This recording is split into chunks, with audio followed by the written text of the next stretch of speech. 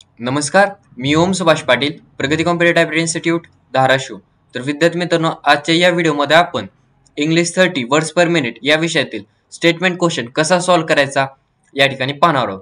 तर सर्वप्रथम तुम्हाला लेफ्ट साईडला जो क्वेश्चन पेपर दिलाय तो तुम्हाला हुबेहूब राईट साईडला आन्सर शीट मध्ये या ठिकाणी टाईप करून घ्यायचा.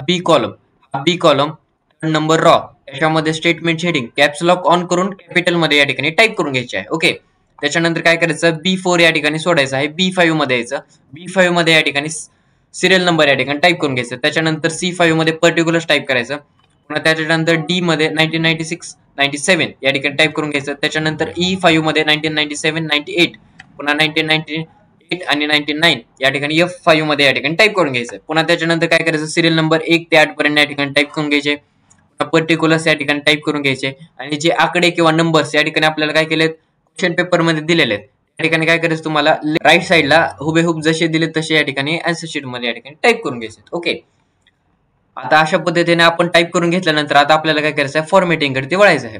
तर सर्वप्रथम काय करायचं, आपल्याला या कॉलमची विड्थ म्हणजेच या ठिकाणी साईज या ठिकाणी काय करायचं, तुम्हाला अंदाजे या ठिकाणी वाढवून घ्यायचे. फर्स्ट ऑफ ऑल तुम्हाला बी कॉलम सिलेक्ट करायचा, अंदाजे या ठिकाणी वाढवून घ्यायचा. सी कॉलम सिलेक्ट करायचा, अंदाजे या ठिकाणी तुम्हाला वाढवून घ्यायचा आहे.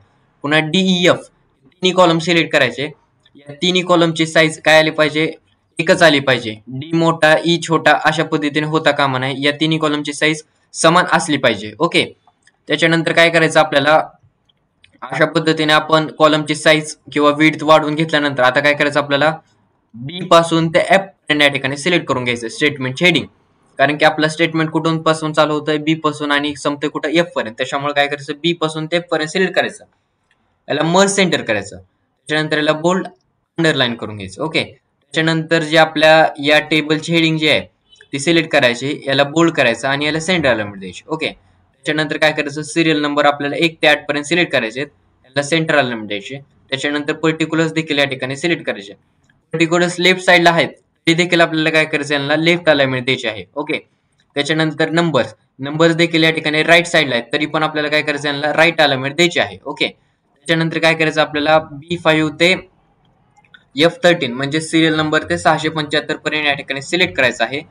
बॉर्डर्स ऑप्शन मध्ये जायचं आणि याला ऑल बॉर्डर ही कमांड अप्लाय करायची. ओके, त्याच्यानंतर काय करायचं, शेवटी स्टेटमेंटच्या हेडिंग पासून ते त्याच्या एंडिंग पर्यंत काय करायचं, आपल्याला सिलेक्ट करायचं आणि याला अलाइनमेंट ऑप्शन मध्ये जाऊन याला मिडल अलाइनमेंट द्यायची. ओके, अशा पद्धतीने आपल्याला स्टेटमेंट टाईप करून फॉर्मॅट करायचं आहे.